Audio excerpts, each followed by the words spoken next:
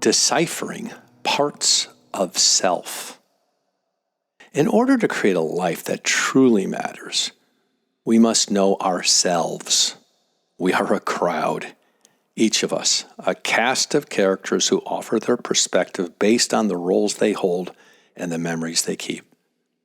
Learning about who we are, our authentic wholeness, happens through conversation, curiosity, compassion, and continued commitment. As we come to distinguish and decipher our parts of selves, we become more skilled at knowing when we are communicating from one role or another. We become more and more capable to choose who to access and when, rather than catching ourselves with a part of ourselves in the driver's seat who really needs a hug, comfort, and to be buckled up in the passenger seat instead. Some of our cast of characters, the crowd that makes us whole, protect us. Others are present to amuse us. Even more are asking us to remind them that it's safe to be exactly who we are. We have hundreds, if not thousands, of personalities and subpersonalities.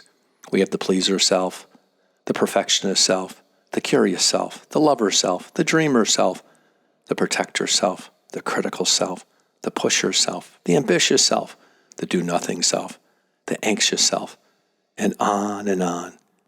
Deciphering parts of self can be unbelievably empowering when we accept these parts for what they bring and allow them to inform us, to serve us, to accompany us along our growth journey. When we try to change them or even erase them from our cast sheet is when resistance arises, problems are created, and feelings insecure or scattered might happen. Our inner lives can be chaotic until we widen our perspective and see that we are holding many perspectives. Each part of us has their own, and so do we as a whole human and observer. Organizing these sometimes chaotic inner worlds happens as we notice, name, and observe with curiosity, compassion, and commitment. Asking ourselves, who is showing up right now, is a simple place to begin a conversation and learning to decipher which part of self is speaking, asking for attention, and offering information. There can be exceptional benefits to exploring our parts. In fact, as we show up with all ourselves, we discover more that we've been seeking.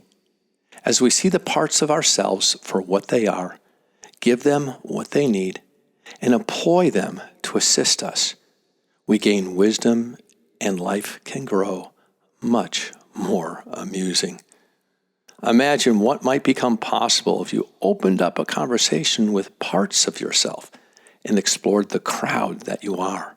Consider how everyday life might become more meaningful and even enjoyable through knowing your parts and letting them assist you.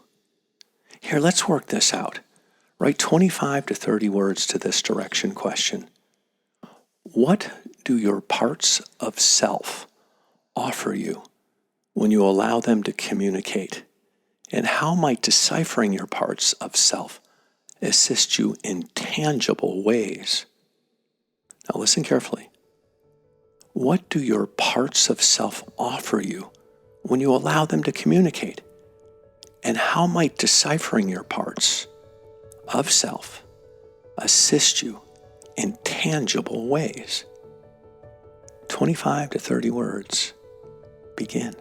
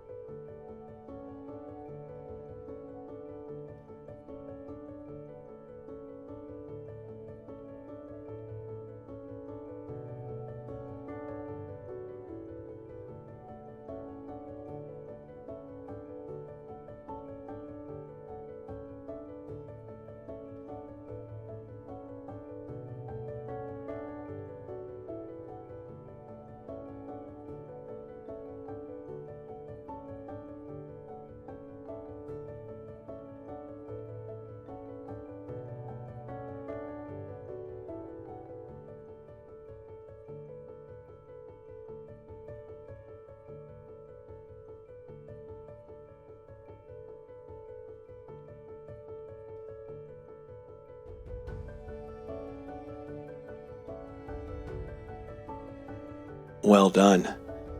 During a journey to India to Oneness University, where I spent time with the guru, Sri Bhagwan, he was asked, "Who are you?" And he said, a better question to ask is, "What are you?" And the answer, you're a crowd. Hundreds, if not thousands of personalities and sub-personalities rising into consciousness and then dropping back into unconsciousness all day long. I love the thought that you and I explore the many parts of us and are always aware of who is speaking now. I'm Joe Stump, your guide by your side. Have an amazing and fascinating day deciphering parts of yourself.